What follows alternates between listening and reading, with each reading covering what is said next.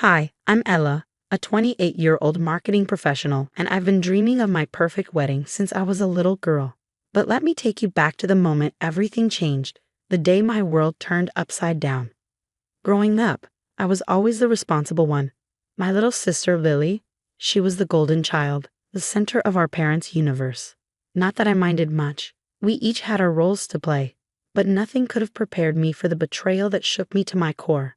I remember walking into my parents' house one afternoon, excited to finalize the last few details of my upcoming wedding. As soon as I stepped inside, the smell of fresh paint and sawdust hit me. Confused, I wandered into the kitchen, which had been outdated just weeks before.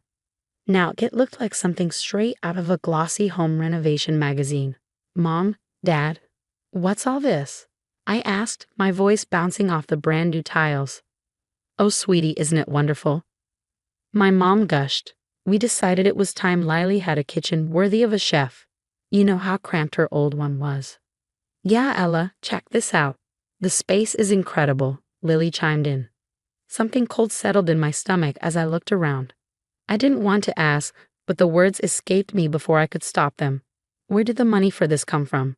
My dad cleared his throat and looked away. Mom's tone was strangely firm as she replied, well, since Lily needed it more, it came from your wedding fund. My heart dropped. My wedding fund.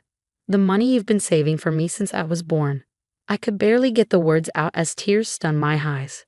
You used it for this without even asking. Lily's face fell. Ella, I didn't know. I thought they had extra savings. Enough, I snapped, sharper than I intended. I turned back to my parents, seeing the justification in their eyes. There was no point in arguing. They'd already made their choice. I see where your priorities lie, I said coldly. Consider yourselves uninvited to the wedding. But Ella, my mom started. No, I cut her off. If my dreams mean this little to you, then I don't want you there. I walked out of that picture-perfect kitchen, each step away feeling like a crack in my heart. By the time I reached my car, the tears were flowing freely, but along with them came a new resolve, one as hard as the granite countertops that had replaced my wedding dreams. I would still have my wedding, but it would be on my terms, smaller, simpler, and entirely mine. As for my family, well, they made their choice. Now I was making mine to build a life where I came first, starting with the one day that was supposed to be about me. After canceling my parents' invitations, I thought the drama might die down. But it only intensified. As I adjusted my wedding plans, rumors began to swirl. My parents were proudly showing off Lily's luxurious new kitchen, even going so far as to call it a better investment than a wedding. Can you believe they actually said that? My best friend Tara relayed, disbelief thick in her voice as we sat over coffee. A kitchen is more important than your wedding. I let out a bitter laugh. Apparently, my life's biggest milestone is less significant than a remodel. Just when I thought my parents couldn't hurt me more, Tara shook her head. It's unbelievable. It was in that moment, fueled by fresh anger, that I decided cutting them out of my wedding wasn't enough. They needed to feel the consequences of their actions, publicly. I needed an ally, someone who understood exactly what I was going through. Reconnecting with my Uncle Mike, who had distanced himself from the family years ago, was like finding a lifeline. He'd always been fed up with their shallow values. You know, Ella, he said, I've always known they favored Lily. This is a whole other level, Mike said, his voice rough with disapproval, as we sat in his cozy, book-lined study. Yeah, and now they're parading it around town like some kind of badge of honor. I replied, the frustration boiling inside me. I can't just let this go. Mike leaned forward, his eyes narrowing. What if we didn't let it go? What if we let everyone see them for who they really are? His idea was simple but brilliant, a family reunion, the kind we hadn't had in years, hosted by him. Everyone would be there, and that's where we'd expose my parents. Planning the reunion gave me something to focus on other than my scaled-down wedding. Mike and I went through guest lists and old family contacts, sending out invitations that hinted at a big surprise. By the day of the reunion, my stomach was a knot of nerves as relatives filtered into Mike's large backyard, buzzing with curiosity. I spotted my parents arriving, looking confused but cautiously pleased by the attention. Once everyone had gathered, Mike clinked his glass, calling for silence. Family, he started, his voice booming over the murmurs. We're here today to celebrate truth and transparency among us. My parents exchanged uneasy glances as Mike continued. And what better way to do that than to clear the air about some misconceptions? He turned to me and gave a small nod. I took a deep breath and stood up to face the crowd. Many of you have heard about or seen my sister Lily's new kitchen. I began trying to steady my voice. What you might not know is how it was funded.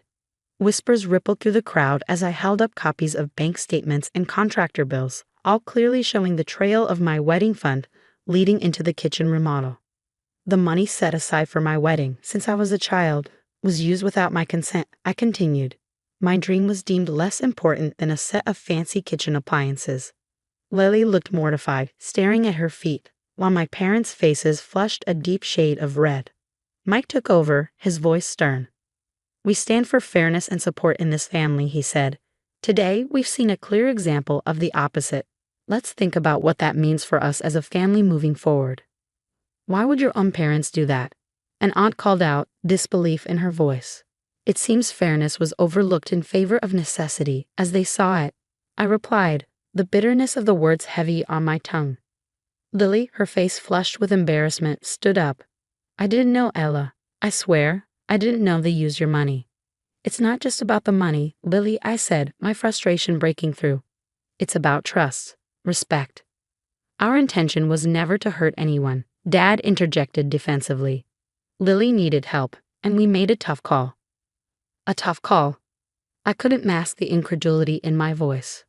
What about my wedding? What about my dreams? The relatives shifted uncomfortably, the mood growing more tense with each passing second. Seems to me, an older cousin spoke up, you thought only of one daughter. What about Ella? Yeah, how do you justify choosing between your children like that? Another chimed in. The confrontation grew heated, with voices overlapping as family members picked sides, some expressing sympathy, others outrage. Enough. Mike's voice cut through the clamor. This isn't just a family squabble over money. It's a revelation of priorities. Today, we saw where those priorities lie. For some of us. The crowd quieted, the tension thick in the air. My parents' usual confident demeanor crumbled under the weight of the disapproving glares from those around them. The festive atmosphere of the reunion had been replaced by a somber, uncomfortable tone. Relatives began to trickle out, offering me sympathetic glances and pats on the back. I'm sorry, Ella, Lily muttered as she passed by, unable to meet my eyes. Don't be, I replied. It's not your fault. But it's clear now, I need to step away from this, from them. The drive home was quiet. My earlier resolve to expose the truth now mingled with a deep sadness. But amid that sadness, there was a strange sense of relief. The truth was finally out, and with it, the chance to rebuild not just my wedding plans, but my life, free from the shadows of favoritism and silent resentment. After the reunion, the fallout was immediate and far-reaching. Whispers of betrayal echoed through the community, painting my parents in a light they had never expected to be seen in. Walking through town became a gauntlet of hushed conversations and sidelong glances. At the grocery store or the post office, I'd overhear snippets like, "Did you hear about the Johnsons? They pulled from their daughter's wedding fund for a kitchen remodel." Yeah, and at the expense of their other daughter, poor Ella. The community's judgment was a cold comfort. It wasn't joy I felt, validation came slowly. But it was there, a recognition that the pain I had endured was seen, even if by strangers. One brisk Saturday morning, I ran into Lily at the local market. She approached hesitantly, a basket hanging awkwardly on her arm. Ella, Save it, Lily. I'm not in the mood, I interrupted, trying to keep my voice steady. I just wanted to say I'm sorry, she said softly. I really didn't know. Whether you knew or not doesn't change what happened, I replied, my tone flat. They chose Lily, they always choose. And somehow, I'm always the one paying the price. Lily looked down, hurt filling her eyes, but this time I didn't soften. I couldn't. I need space, Lily, space to heal and rebuild my life without the chaos our parents seemed to bring. She nodded slowly, stepping back. I understand. If you ever, just know I'm here. I watched her walk away, her shoulders slumped, mirroring the weight I had carried for so long. But I felt lighter, stronger. Months trickled by, and rumors of my parents' misfortunes began to reach me. Their once thriving boutique, a cornerstone of their social lives, was faltering.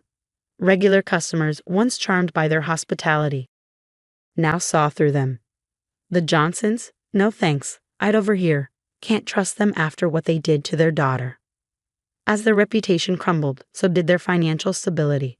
Whispers of bankruptcy surfaced, a stark contrast to the life of comfort and privilege they had always known. In the midst of their downfall, I found my rise. My wedding day arrived, not with the pomp and grandeur I once imagined, but with a genuine, heartfelt celebration. The venue was smaller, filled only with close friends and the few family members who had stood by me through it all. Every moment was a stitch mending the fabric of my self-worth. Congratulations, Ella, Uncle Mike toasted, his eyes twinkling with pride. Here's to new beginnings and true happiness. The reception was filled with laughter and dancing, the air light with the scent of jasmine and the soft glow of fairy lights. It was perfect, not despite its simplicity, but because of it. My career flourished as well, taking exciting new turns. Promotions came, and with them, opportunities to speak at marketing panels, sharing my experiences and inspiring others who faced their own professional challenges. My life, once filled with the toxic chaos of unmet expectations, was now full of choices I made for myself, surrounded by people who uplifted me rather than used me. One evening, I sat on my balcony, a cool breeze playing with the chimes, reflecting on the journey that had brought me here. Betrayal had been a brutal teacher, but the lessons of self-worth and resilience were invaluable. As I turned my gaze to the stars, I realized that sometimes the hardest trials forge the strongest souls. My parents' choices had set everything in motion, but it was my own choices that defined my ending.